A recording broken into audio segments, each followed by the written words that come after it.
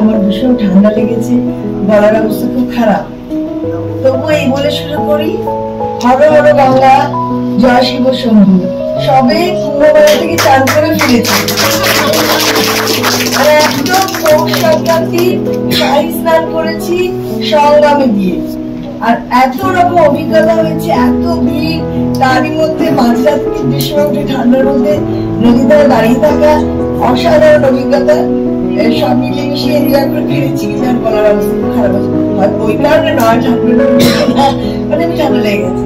যাই হোক, ভীষণ ভালো লেগেছে কুম্ভ মেলা। সেই জন্যই বললাম ভগবানের আশীর্বাদ সবার উপরে থাকুক, সবাই অনেক বড় হোক, সবাই ভালো ভালো বলুন যে এত ভালো কাজ দেখিনি, এরকম প্রশংসা করুন, এটাই আশা করুন। আর আজকে আর কিছু বলছিলাম, বলা খুব খারাপ। যাই হোক, এর সঙ্গে আমি ভীষণ ভাবে জড়িত বহুদিন ধরে। আমি চাই, হ্যাঁ, 10 সাল থেকে আমি চাই অনেক সবাই অনেক বড় হোক, অনেক বড় হোক, অনেক ভালো ভালো কাজ করুক, সবাই